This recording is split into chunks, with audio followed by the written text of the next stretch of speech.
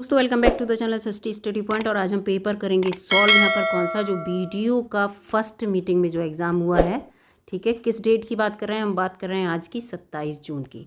26 जून को जो दोनों पेपर हुए थे उनका सॉल्व पेपर जो है हिंदी और जीएस का चैनल पर है, आप जाके देख सकते हैं, मैच कर सकते हैं आपके आंसर कितने सही हैं। तो आज भी हम हिंदी और जीएस ही इसमें करेंगे, रीजनिंग को हम यहाँ पर नहीं करेंगे सॉल्व, ठीक है। दो आपके पोर्शन है जो 50-50 क्वेश्चन है, वो हम यहाँ पर सॉल्व करने की कोशिश करेंगे और बताएंगे आपको कि कौन सा आंसर जो है सटीक सही है। मैं अपने हिसाब से बता रही हूँ, जिस हिसाब से मैंने पढ़ा है। और जो अब UPSSC जब आंसर की डालेगा तो देखते हैं कि आंसर कौन से सही होते हैं। तो यहाँ पर पहले क्वेश्चन पे चलते हैं। पहला क्वेश्चन है कि निम्नलिखित में से समिति, हिंदी की बात कर रहे हैं यहाँ पर हम, समिति शब्द का बहुवचन क्या होगा? तो समिति का आपको पता ही है, समिति का बहुवचन क्या होगा? समितियाँ होगा, ठीक है, ये इसका सही है। समिति ऐसे लिखा है, इसमें यहाँ और जोड़ दिया है यहाँ पर। इस तरह से ये हिंदी जो है हर तीसरा ये जो है वो है पार्ट, मतलब तीसरी मीटिंग का एग्ज़ाम है, लेकिन हिंदी जो है हर मीटिंग में अच्छी आई है। हाथ कंगन को आरसी क्या, इसका मतलब क्या है? हमें कोई सबूत की ज़रूरत नहीं है, इस लोकोक्ति का अर्थ बताना है। तो प्रत्यक्ष को प्रमाण की आवश्यकता नहीं, ये इसका बी ऑप्शन यहाँ पर सही होगा, ठीक है। और ए वाले का, पहले वाले का मैं आपको बता ही चुकी हूँ, पहले का ए ऑप्शन ठीक होगा और दूसरे वाले का बी ऑप्शन ठीक होगा। तीसरा है मनगढ़ंत, शिष्टता, घबराहट, इन शब्दों के लिंग बताइए कौन से हैं तीनों के। तो ये क्वेश्चन जो है पूछे जाते हैं। तो इनमें देखिए आपको मैं बता दूं कि मनगढ़ंत, ये मनगढ़ंत बातें हैं, ये क्या है? उभय लिंग में आ गया। उभय लिंग जो है वो स्त्रीलिंग और पुल्लिंग दोनों में आता है ना।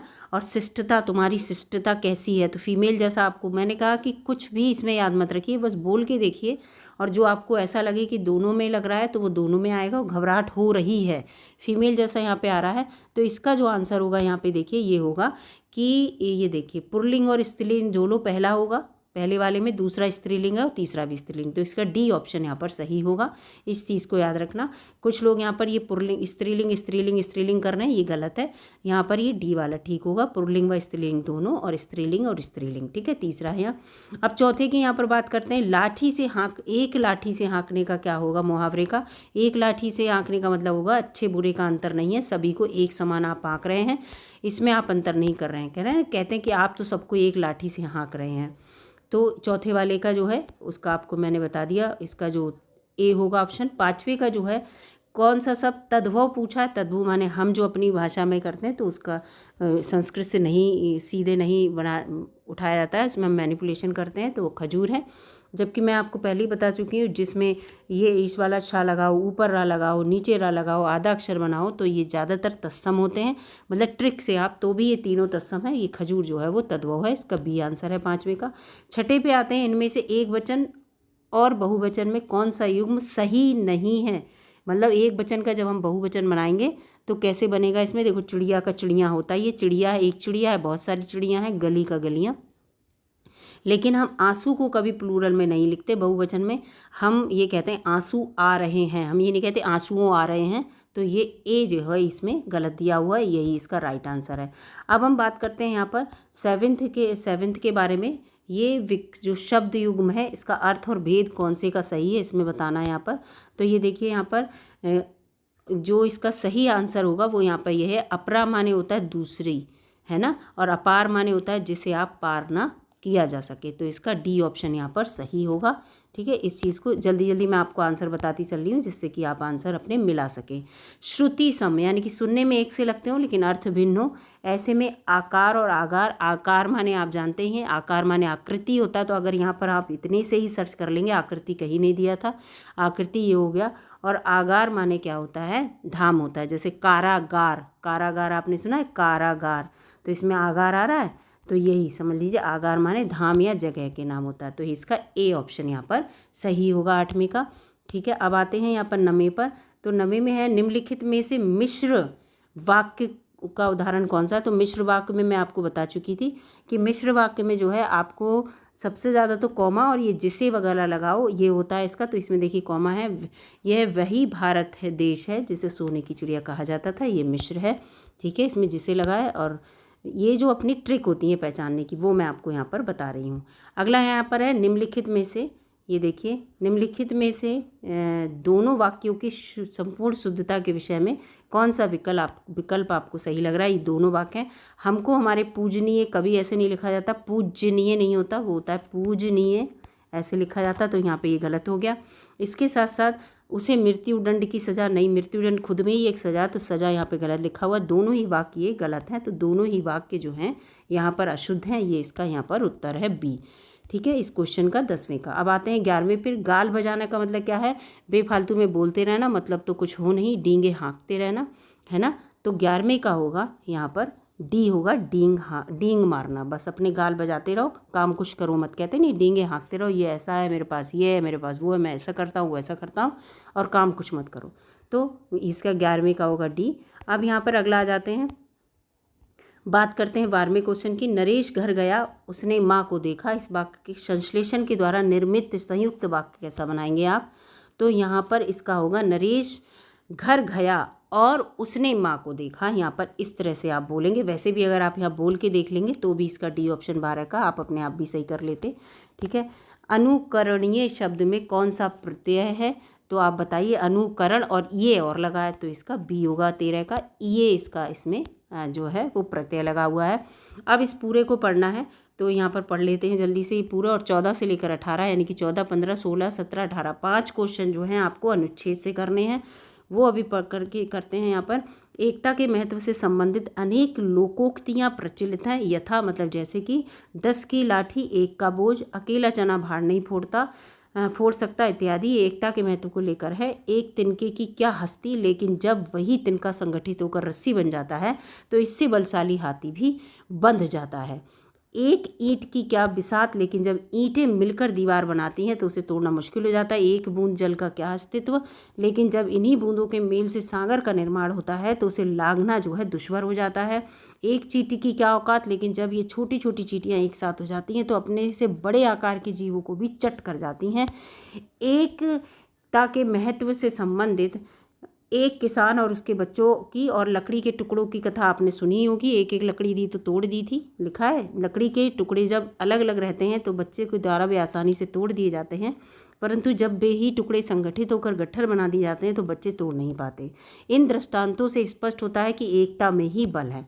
अब यहाँ पे प्रश्न पे आ जाते हैं। जब चींटियाँ एक साथ जाती हैं तो क्या है वाक्य पूरा? तो वो अपने से बड़े आकार के जीव को भी चट कर जाती हैं। 14 का बी है यहाँ पर। आगे चलते हैं। आगे यहाँ पर है 15 अकेला चना भार नहीं फोड़ सकता। लोकोक्ति का अर्थ क्या है? तो इसका मतलब ये है कि अकेला व्यक्ति कुछ नहीं कर सकता, यानी कि ये मतलब है यहाँ पर। ठीक है, तो इसका सी यहाँ पर होगा। अकेला व्यक्ति जो है वो कुछ नहीं कर सकता, लेकिन जब एक साथ ग्रुप में मिलते हैं तो बहुत कुछ कर सकते हैं। ठीक है, ये इस गद्यांश में ये दिया हुआ है कि इसका जो शीर्षक है वो आपको लिखना है। तो शीर्षक आप अनेकता में एकता लिख सकते हैं, यह संगठन में शक्ति है, ये ज़्यादा सही है इसका। ठीक है, संगठन में शक्ति होती है। अगला यहाँ पे है तिनके की क्या विशेषता है? तिनके की जो विशेषता है, जब तिनका संगठित हो जाता है तो रस्सी बनकर बलशाली हाथी को भी बांध लेता है। तो इसका जो आंसर हो जाएगा 17वें का डी हो जाएगा। बूंदों के मेल का क्या महत्व है? तो बूंदों के मेल से क्या होता है? सागर का निर्माण हो जाता है और उसे लांघना जो है मुश्किल हो जाता है। ये इसमें दिया हुआ है, तो 18 का ये हो जाएगा।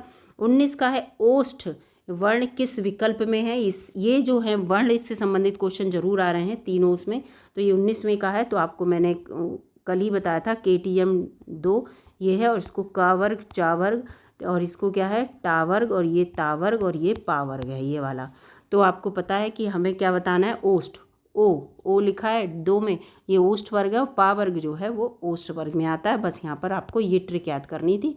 इससे संबंधित चैनल पर वीडियो है, आप जाके देख सकते हैं। निम्नलिखित में कौन सा स्वर संधि का भेद नहीं है? तो स्वर का कौन सा वृद्धि गुण दीर्घ होता है, लेकिन अनादि नहीं होता, अयादि होता है। ये यहाँ पर गलत लिखा है, तो 20 का ए हो जाएगा। अब आते हैं यहाँ पर 21 में। रसखान कवि किस भाषा के कवि थे?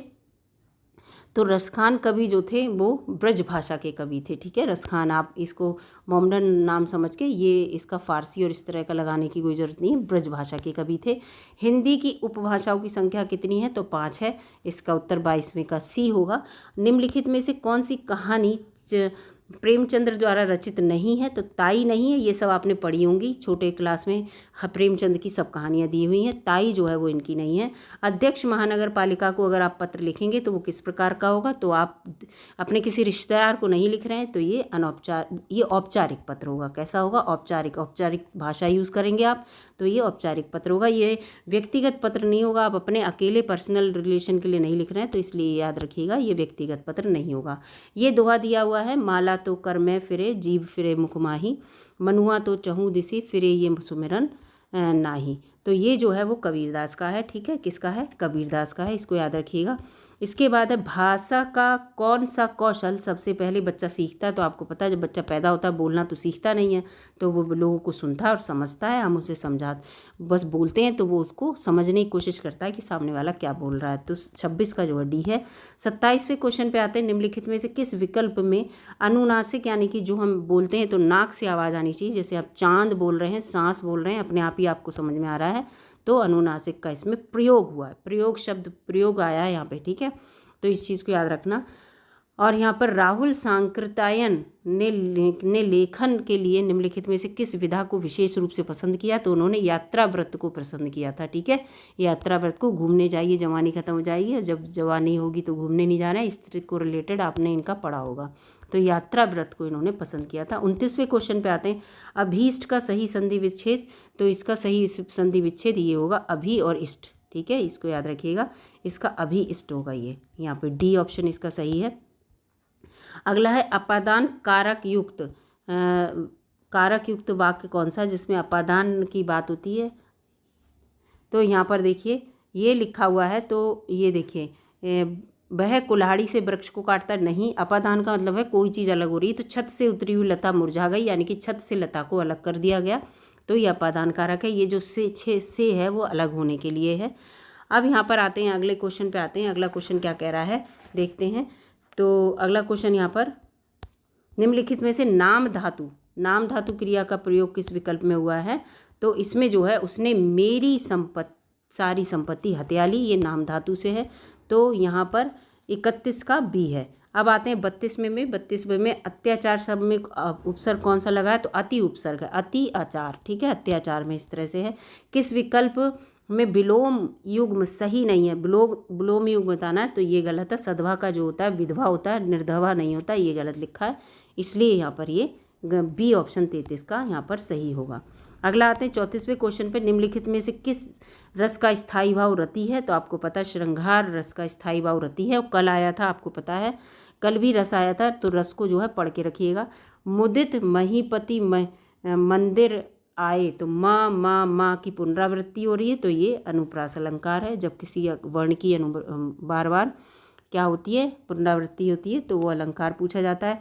फूले कांस सकल मई चाही, जनु लगा है, तो जनु लगते ही आप एकदम उत्प्रेक्षा अलंकार पे आ जाइए, जब जनु वगैरह लगा होता है। ठीक है, तो आपको पूरा पढ़ने की जरूरत नहीं। जनु मनु मानव जानो लगा होता है। किस वाक्यांश के लिए प्रयुक्त शब्द सार्थक नहीं है। तो यहाँ पर जो ये लिखा है, ये देखिए, 1 मिनट रुक जाइए दोस्तों। ठीक है, ये सार्थक नहीं है, तो ये यहाँ पर ये गलत है। ये देखिए यहाँ पर आपको यहाँ पे खुद ही दिख रहा होगा, जो सब जानता है उसे सर्वज्ञ कहते हैं, ना कि क्या कहते हैं, बहुज्ञ। याद रखिएगा, ठीक है, जो सब कुछ जानता है। तो ये गलत लिखा है, बहुज्ञ जो है यहाँ पे गलत है, तो इसका डी ऑप्शन सही हो जाएगा। 39 का नहीं पूछा है इसमें। जहाँ जाया ना जा सके तो क्या होता है, वो अगम होता है। गम माने होता है जाना, और आ लगा दिया तो नहीं जाया जा सके।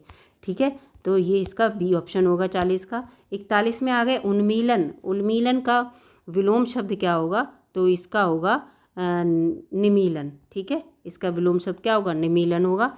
ए ऑप्शन यहाँ पर इसका ठीक है। उन्मीलन का निमीलन होगा 41 वाले का। ठीक है,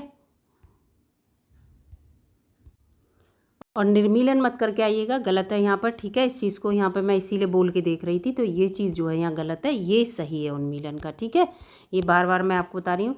राम को रूप निहारती जानकी कंकन के नग, यानी कि राम का रूप जो है जानकी निहार रही है, पति पत्नी है, तो यहाँ पर कौन सा होगा, श्रृंगार रस होगा भाई। राम जानकी पति पत्नी हैं, जब एक दूसरे को निहार रहे हैं वो, तो क्या होगा? श्रृंगार रस होगा, नहीं होगा? आप अपने आप ही समझ जाइए। प्रेम को लेकर वो होता है तो वो श्रृंगार रस होता है। निम्नलिखित में से 43वें क्वेश्चन पे आते हैं। निम्नलिखित में से किस शब्द की वर्तनी सही है? तो वर्तनी यहाँ पर जो सही है वो ज्योत्सना की सही है, जबकि अनुग्रहित गलत है। अनुग्रहित में हाँ पे बड़ी की मात्रा लगती है। कनिष्ठ दो है, आपको यहाँ पे गलत लिखा है। उन्नति भी गलत लिखा हुआ है, तो ज्योत्सना यहाँ पर सही लिखा हुआ है। ठीक है, अब अगले क्वेश्चन पे बढ़ते हैं। यहाँ पे दोस्तों, किस विकल्प में सभी शब्द परस्पर पर्यायवाची हैं? तो यहाँ पर ये है, ये वाला वृक्ष, द्रुम और बिटप, ये वृक्ष के ही हैं, पेड़ के पर्यायवाची हैं। जबकि यहाँ पर और यहाँ पर जो तीनों हैं, इनमें सब जो हैं वो एक ही शब्द के पर्यायवाची नहीं हैं। ठीक है, निम्नलिखित में से कौन सा सागर का पर्यायवाची है? तो सागर का पर्यायवाची नहीं है। नहीं पूछा है भाई, नहीं पूछा है तो निर्झर है, ये इसका मतलब होता है झरना। ठीक है, क्या होता है? झरना जो आप लोग देखने जाते हैं वो है, जबकि वारिश, रत्नाकर और अम्बुदी जो हैं वो सागर के पर्यायवाची हैं। निम्नलिखित में से कौन सा शब्द तत्सम है? तत्सम पूछ रहे हैं तो यहाँ पे शा लगा है, आप अपने आप ही समझ जाएंगे। डी इसका 46 का जो है डी सही है, पाषाण, ये तत्सम है। मैंने आपको बहुत अच्छे से ट्रिक से भी बताया था कि अगर आप ज़्यादा नहीं पढ़ पाएँ तो आप पढ़ लेंगे, मतलब समझ लेंगे कि तत्सम तद्भव कैसे छांटना है। निम्नलिखित में से चिक्कड़ शब्द का तद्भव कौन सा होगा? तो इसका होगा चिकना। ठीक है, चिकना होगा। चित्रकार, चक्रवात और चतुर्थ नहीं होगा। 48 का है परिवा। परिवा किसे कहते हैं? कहते हैं पड़वा पड़ गई, पड़वा पड़ गई। पड़वा है, आज जैसे गांव में लोग बोलते हैं ना पड़वा है, तो पड़वा किसे कहते हैं? प्रतिपदा को कहते हैं पड़वा है, लोग बोलते हैं, आपने सुना होगा अगर आप गांव से संबंधित होंगे। गुप्तचर शब्द में कौन सा, ये इसमें जो वाक्यांश है गुप्तचर के लिए ठीक है, तो इसका मतलब क्या है? छिप कर टोह लेने वाला। गुप्तचर होते हैं हमारे, जो क्या कहते हैं, हम लोग गुप्तचर रख लेते हैं कि किसी की बात जाओ वहाँ पर छुप के सुनना, फिर हमें बताना, तो वो है छिप कर टोह लेते हैं कि क्या हो रहा है। फिर आज हिंदी का ये 50वां क्वेश्चन है। किए गए उपकार को ना मानने वाला, आपने किसी के लिए उपकार किया और वो मान नहीं रहा है तो उसे हम कृतज्ञ कहते हैं, और जो उपकार मानता है उसे हम कहते हैं कृतज्ञ। तो ठीक है, तो ये इसका ए होगा 50 का। तो ये हिंदी के टोटल आपके क्वेश्चन 50 हो गए, पूरे 50 करवा दिए मैंने। अब चलते हैं जीएस के साथ। ये देखिए, ये तीसरा पार्ट आ गया अब इसका, मतलब दूसरा पार्ट रीजनिंग का था वो हम कर नहीं रहे। तीसरा पार्ट है जिसमें सामान्य जानकारी यानी कि जनरल अवेयरनेस है, और जीएस जो है कंपैरेटिवली टफ आई है सेकेंड मीटिंग में भी और इस मीटिंग में भी। तो इसका पहला क्वेश्चन है कि निम्नलिखित में से भारत में स्थित किस प्राचीन विश्वविद्यालय को यूनेस्को विश्व विरासत स्थल में शामिल किया गया है? तो इसका सही उत्तर 101 का है ए, नालंदा महाविहार को। ठीक है, इसको याद रखिएगा, नालंदा महाविहार। और वैसे भी जब हम कोई भी पेपर करते हैं उसको एक बार जरूर देखना चाहिए कि इससे संबंधित अगर कोई क्वेश्चन आ जाता है तो हम कर सकें, कभी भी दोबारा हम एग्जाम दे दो। 102वां है, राष्ट्रकूट वंश के संस्थापक कौन है? तो इसका दंती दुर्ग, दंती बर्मन है। और वैसे भी आप ये ब्रैकेट में लिखा था तो कॉमन सेंस से लगाया करिए कि इसका यही हो सकता है। अगला है यहाँ पर, निम्नलिखित में से किसने तीनों गोलमेज सम्मेलन में भाग लिया था? हिस्ट्री का क्वेश्चन बहुत ईजी है भाई, डॉक्टर BR अम्बेडकर जी ने तीनों गोलमेज सम्मेलन में भाग लिया था।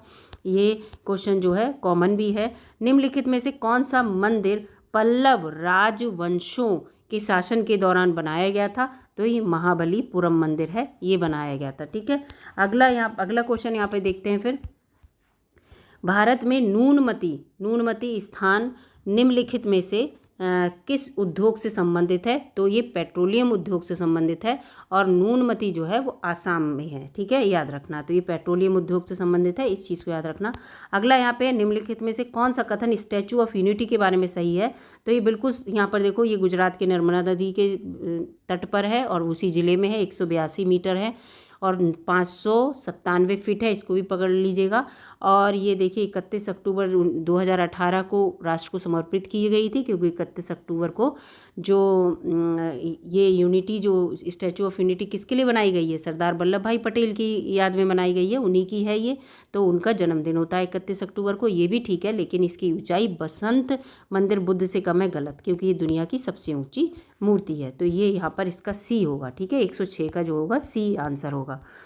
फिर है बैकहैंड स्ट्रोक। बैकहैंड स्ट्रोक किस में खेला जाता है? तो ये टेनिस में खेला जाता है स्ट्रोक, ये शब्द टेनिस के लिए फेमस है। अगला है, भारत में प्रवाल भित्तियाँ निम्नलिखित में से किस स्थान पर पाई जाती हैं? तो ये मन्नार की खाड़ी में पाई जाती हैं, जहाँ पर मन्नार की खाड़ी, खंबात की खाड़ी, इस जगहों पर ये जो है प्रवाल भित्तियाँ पाई जाती हैं। अगला यहाँ पर प्रश्न, निम्नलिखित में से कौन सा कथन बृहस्पति ग्रह के बारे में सही है?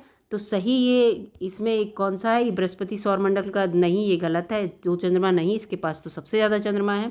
सौर मंडल का सबसे छोटा दिन इसका नहीं, इसका आंसर ये होगा, ये ग्रह ऐसा है जिस पे कोई गैस नहीं है। ठीक है, ठीक है, तो यहाँ पर इसका उत्तर डी होने वाला है। अगला यहाँ पर देखते हैं 110वें क्वेश्चन पे। 110वां क्वेश्चन हम यहाँ पर पढ़ते हैं।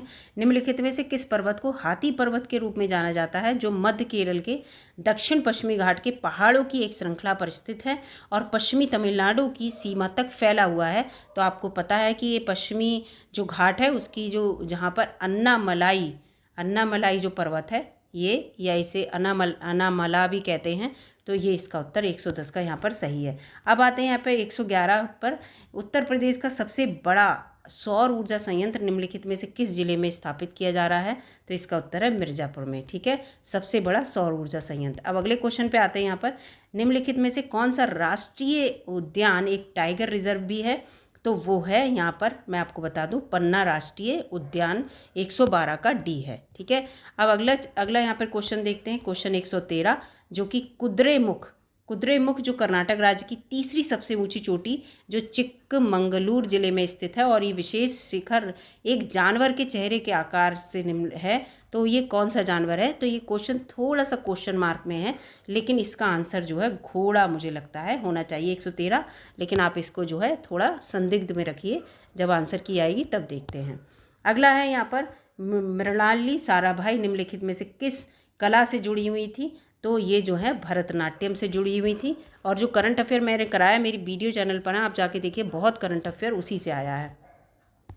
त्रिरश्मि बौद्ध गुफा परिसर जहाँ 3 नई गुफाओं की खोज की है, वो कहाँ पर स्थित है, तो वो महाराष्ट्र राज्य में स्थित है। ठीक है, ये 15वें का ए होगा। अगला यहाँ पर चलते हैं। हानिकारक यूवी परावैंगनिक किरणों से हमारी रक्षा करने वाली वायुमंडल की निम्नलिखित परतों में से किस में ओजोन परत मौजूद है। वायुमंडल की जो परतें होती हैं, तो समताप मंडल में ओजोन परत होती है। क्षोभ मंडल के बाद कौन सी मंडल आता है, वो है समताप मंडल। अब आते हैं 117 पे। निकट दृष्टि दोष को ठीक करने के लिए किस प्रकार के लेंस का उपयोग किया जाता है, अवतल लेंस को, और ये दोष जो है इससे संबंधित कल भी क्वेश्चन आया था। ठीक है, अब आते हैं 118 पे। निम्नलिखित में से किस राज्य में विश्व का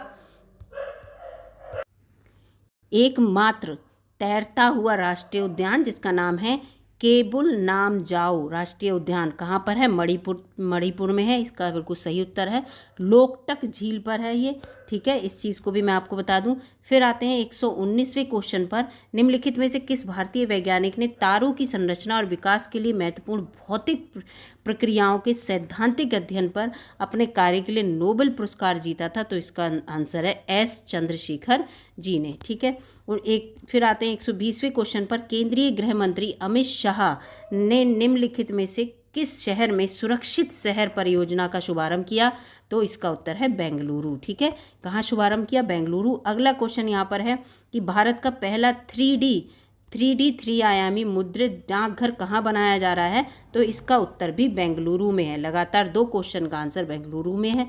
अगला यहाँ पर है ज्योति तीव्रता को एक इकाई से व्यक्त किया जाता है, तो आपको ये पता ही होगा, ये फिजिक्स का क्वेश्चन आ गया, कैंडेला। ठीक है, फिजिक्स के क्वेश्चन भी आए हैं अच्छे खासे क्वेश्चन। निम्नलिखित में से किसका जलीय घोल आँखों के लिए कमजोर पूर्तिरोधी लिखा है एंटीसेप्टिक के रूप में प्रयोग किया जाता है, तो ये बोरिक एसिड इसका उत्तर होना चाहिए, लेकिन इसका उत्तर भी जो है मुझे थोड़ा संदिग्ध सा लग रहा है, तो इसको भी आप उसी में रखिएगा। ठीक है, 123 का। 124 में आते हैं अब। निम्नलिखित में से किस देश में हिंसा के बाद 10 लाख से अधिक पोलियो टीके नष्ट कर दिए गए, तो इसका उत्तर है सूडान। ठीक है, इसमें कौन सा ऑपरेशन चलाया गया था वो आप बताना। ऑपरेशन मैं आपको बता दे रही हूँ यहाँ पर, कावेरी, ऑपरेशन कावेरी यहाँ पर हमारे भारत ने चलाया था, यहाँ के अपने भारत के लोगों को बचा के लाने के लिए। निम्नलिखित में से किस बंदरगाह ने हाल ही में बंदरगाह नौवहन और जलमार्ग मंत्रालय द्वारा उच्चतम कार्गो को संभालने के लिए वर्ष 2021-22 के लिए सर्वश्रेष्ठ पूर्ण प्रदर्शन पुरस्कार के लिए सागर श्रेष्ठ सम्मान पुरस्कार प्राप्त किया है, तो इसका उत्तर है यहाँ पर जो है ये यहाँ पर उत्तर जो इसका होगा, 1 मिनट में आपको बता रही हूँ, इसका उत्तर यहाँ पर है कोचीन बंदरगाह प्राधिकरण केरल। ठीक है, यहाँ पर ये इसका उत्तर है। अब आ जाते हैं 126 पे क्वेश्चन पे। कौन सा देश CO2 आयात करने और इसे समुद्र के नीचे दफनाने वाला पहला देश बन गया। बहुत अच्छा क्वेश्चन, और ये मैंने करंट अफेयर में जब कराया था तो मैंने कहा था ये इंपॉर्टेंट आ जाएगा। डेनमार्क। क्या है इसका उत्तर, डेनमार्क। अगला यहाँ पर है कृषि और किसान कल्याण मंत्रालय और NAFED द्वारा पहला बाजरा अनुभव केंद्र कहाँ पर शुरू किया गया है? बाजरा अनुभव केंद्र की यहाँ पर बात हो रही है, तो वो शुरू किया गया है न्यू दिल्ली में। ठीक है, कहाँ शुरू किया गया है? न्यू दिल्ली में। अगला यहाँ पर क्वेश्चन है, फिर आते हैं 128वें क्वेश्चन पे। ओडिशा के निम्नलिखित में से किस जिले में गर्भवती महिलाओं की स्थिति पर नज़र रखने के लिए निरीक्षण ऐप जो है वो लॉन्च की गई है? ओडिशा की बात हो रही है, तो ये गंजम में। कहाँ पर? गंजम में। आपको नाम भी अजीब सा लग रहा होगा, तो वैसे भी बच्चे बहुत से ऐसे टिक लगा के आए होंगे। अगला यहाँ पे क्वेश्चन है, हाल ही में रेमन मैग्सेसे अवार्ड फाउंडेशन के सदस्यों में व्यक्तिगत रूप से 64 साल के इंतजार के बाद निम्नलिखित में से किस अंतर्राष्ट्रीय व्यक्ति को 1959 का रेमन मैग्सेसे पुरस्कार दिया गया है? तो वो इसका उत्तर है ए, दलाई लामा को। किसको दिया गया है? दलाई लामा को। अगला है 42वें आसियान शिखर सम्मेलन के विषय आसियान मामलों से संबंधित इसमें कौन सा है? तो इसका उत्तर है विकास का उपकेंद्र। 130 का होगा ए, विकास का उपकेंद्र। अगला 131वां है, महिला क्रिकेटर्स को सम्मानित करने के लिए डेवी हॉकले मेडल किस देश ने शुरू किया है? तो ये न्यूजीलैंड ने शुरू किया है ये मेडल। ठीक है, क्वेश्चन जो आए थे वो नॉर्मल क्वेश्चन से थोड़े से अलग थे, क्योंकि हम लोग नॉर्मल क्वेश्चन याद करते हैं ये अवार्ड वो अवार्ड, लेकिन यहाँ पर खुद देखिए जो अवार्ड हैं थोड़े अलग टाइप के हैं। निम्नलिखित में से कौन सा संस्थान वित्तीय स्थिरता रिपोर्ट प्रकाशित करता है? तो आपको पता है ये जो है RBI करता है, वित्तीय स्थिरता जो रिपोर्ट है वो। अगला है, नोबेल पुरस्कार 1901 में दुनिया भर में पुरुषों और महिलाओं को दिए गए, लेकिन 1968 में किस क्षेत्र को इसमें जोड़ा गया? तो आपको पता ही है अर्थशास्त्र को इसमें सबसे बाद में जोड़ा गया था, तो इसका उत्तर ए होगा 133 का।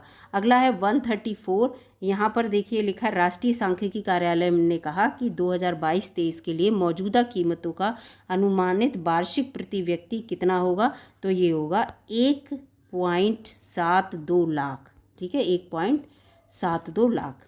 अगला यहाँ पे क्वेश्चन है, शब्द शांति का समुद्र, सी ऑफ ट्रैंक्विलिटी, ठीक है, शांति का ट्रैंक्विलिटी, शांति का समुद्र किस खगोलीय पिंड को कहते हैं?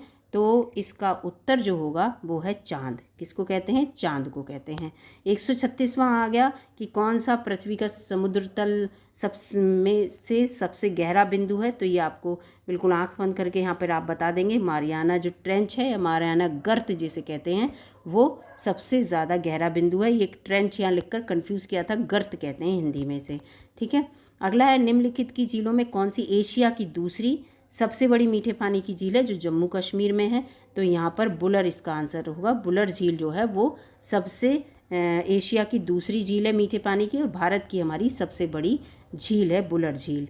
अगला है, निम्नलिखित में से किस स्थल पर झारखंड में कोयला क्षेत्र स्थित है? तो ये झरिया इसका उत्तर होगा। क्या होगा? झरिया। ठीक है, यहाँ पर फिर संविधान के निम्नलिखित में से किस अनुच्छेद के तहत भारत के किसी भी राज्य में राष्ट्रपति शासन लगाया जा सकता है? तो ये है 356 के साथ। 360, 352 आपको पता होंगे, आपातकाल से रिलेटेड है, तो 356 है ये। 140 के बारे में है भारत, और ये देखिए आप यहाँ पे अपने आप भी कर सकते थे। ये देखिए लिखा है ना कि राष्ट्रपति शासन को लेकर, तो आपको पता 352, 56 और 60 है। 300 तो कोई और दिया ही नहीं, 56 दिया है। तो वैसे भी अगर आप वित्तीय आपात के लिए इसमें से अपने आप ही सर्च कर लेते हैं, इसमें कन्फ्यूजिंग वाले कोई भी क्वेश्चन ऐसा नहीं दिया है। यह है कि भारत के राज्य में राज्य वित्तीय निगम ने मुख्य रूप से निम्नलिखित में से किसके विकास के लिए सहायता दी है? तो मध्यम एवं लघु उद्योग के लिए। बी 140 का सही है। अब 141 में आते हैं, जिस दर पर भारतीय रिजर्व बैंक वाणिज्यिक बैंकों को पैसा उधार देता है उसे रेपो रेट कहते हैं, रेपो दर कहते हैं। ठीक है, अब आते हैं 142 पर। 142 भारत में प्रवासी भारतीय दिवस जो है वो प्रत्येक 2 वर्ष में एक बार 9 जनवरी को हम लोग मनाते हैं। ये पहली बार कब मनाया गया था? तो पहली बार इसे मनाया था हमने 2003 में। कब मनाया था? 2003 में। जब मैं आपको स्पेशल डेज़ पढ़ा रही थी तो मैंने ये भी कहा था कि अब नॉर्मल स्पेशल डेज़ करके क्वेश्चन नहीं आते, अब क्वेश्चन जो है थोड़े से टिपिकल टाइप आते हैं। अब यहाँ पर ये है अगला क्वेश्चन, भारत का पहला liquid mirror telescope, international liquid mirror telescope निम्नलिखित में से किस वेधशाला में स्थापित किया गया? तो ये क्वेश्चन मैंने कराया उत्तराखंड, आपको बताया था। इसमें उत्तराखंड आप छाट लेते, भले ही आपको इसका पूरा नाम नहीं पता था तो भी आप इसको कर देते। तो इसका 143 का ए है। अगला आ गए कि शूद्रक द्वारा लिखित मृच्छकटिक का साहित्यिक प्रकार निम्नलिखित में से कौन सा? तो ये एक नाटक है। कौन सा मृच्छकटिक जो है?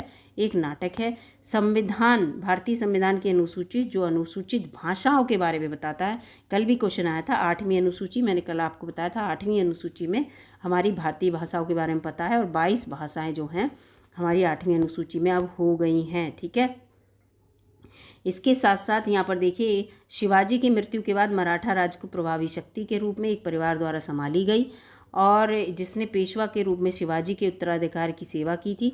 ये क्वेश्चन थोड़ा वो है कन्फ्यूजिंग, तो इसके लिए जो है स्टार लगा दीजिए। ये क्वेश्चन जो है समझ में नहीं आया, अगर आपको पता हो तो आप कमेंट बॉक्स में बताइएगा। निम्नलिखित में से किस स्थान पर पुजारी राजाओं की मूर्ति मिली है? तो इसका जो उत्तर है वो है मोहनजोदड़ो। कहाँ पर मिली है? मोहनजोदड़ो में।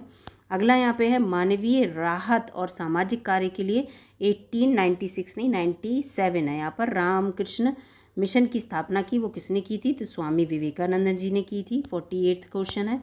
149 है कि इसमें से कौन सा the birth of new India पुस्तक की लेखक है? तो वो है एनी बेसेंट। 149 का होगा डी। ठीक है, अब आ गया 150, काराकोरम वन्य जीव अभ्यारण्य जिसको किस राज्य केंद्र शासित प्रदेश में है ये? तो ये लद्दाख में है काराकोरम। आपने देखी हो काराकोरम जास्कर श्रेणियाँ जो हैं, तो ये लद्दाख में है। तो ये मैंने आपको सारे क्वेश्चन यहाँ पर सॉल्व करा दिए। ये 100 क्वेश्चन है ना, आपको यहाँ पे दिख रहे हैं, 50 हिंदी के और 50 जीएस के, जिसमें जीएस का एक क्वेश्चन जो है वो नहीं कराया मैंने, जिसका मुझे आंसर जो है पता नहीं था। गलत बताने से कोई फ़ायदा नहीं है। तो अगर वीडियो अच्छी लगी हो लाइक कीजिएगा, चैनल पर नए हो तो सब्सक्राइब कीजिएगा। सेकंड मीटिंग का आज जो एग्ज़ाम होगा उसका भी मैं आपको सॉल्व कर दूंगी क्वेश्चन पेपर, और मिलती हूँ आपसे अगली वीडियो में। तब तक के लिए नमस्कार।